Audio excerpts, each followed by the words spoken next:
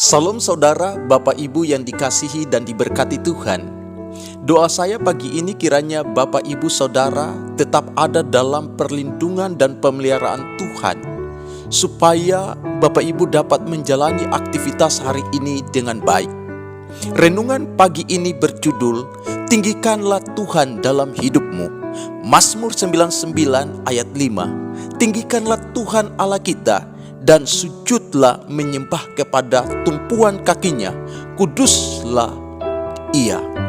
Saudara yang dikasihi Tuhan, seseorang dihormati, dipuji, namanya disanjung, itu selaras dengan eksistensi diri atau keberadaan dirinya secara utuh.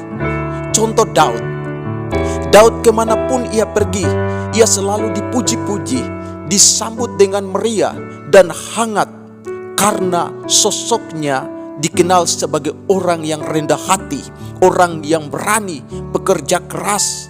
Dia memiliki hati yang dermawan dan banyak hal yang baik dalam dirinya. Itulah sebabnya ia selalu dipuji dan ditinggikan oleh bangsa Israel. Pemazmur meminta kepada kita juga saat ini untuk kita meninggikan Tuhan.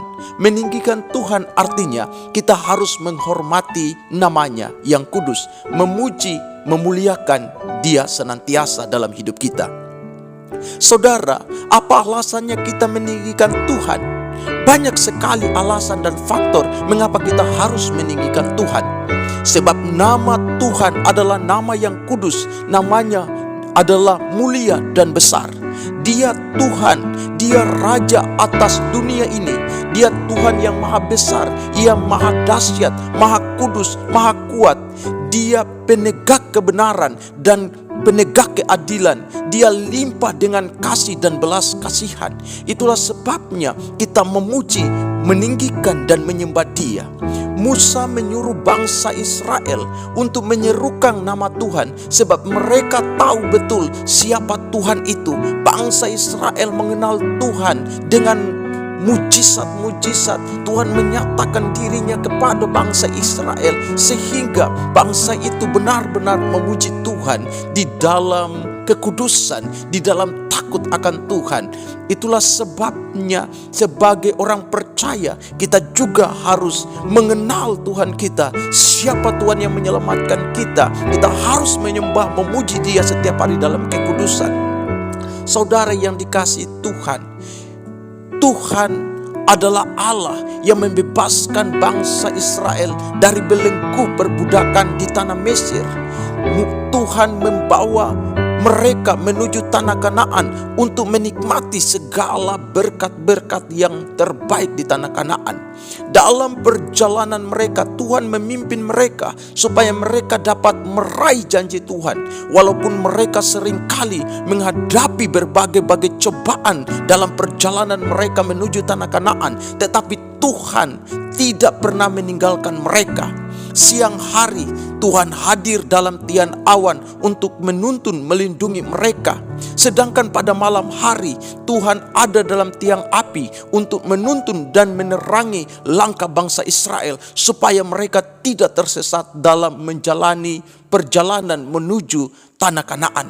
Saudara yang dikasihi Tuhan, karena itu juga kita sebagai orang percaya perlu tahu dan perlu sadar bahwa jika kita masih hidup sampai hari ini, jika kita masih tetap kuat di tengah goncangan dunia ini, dan kebutuhan kita masih tercukupi, kita masih sehat, semuanya itu karena anugerah Tuhan, karena pertolongan, perlindungan, pemeliharaan dan penyertaan Tuhan senantiasa atas kita. Jadi tidak ada alasan bagi kita untuk tidak memuji Tuhan, dan tidak ada alasan bagi kita untuk tidak menyembah Dia. Dialah Allah yang maha kudus, Dia Tuhan yang maha besar, Ia maha dahsyat, maha kuat. Dia yang menegakkan keadilan dalam kehidupan kita, dan Dialah yang menyatakan kebenaran di dalam kehidupan kita dengan limpah, dengan kasih dan belas kasihan. Dia tunjukkan supaya kita memperoleh segala kebaikan dalam hidup ini.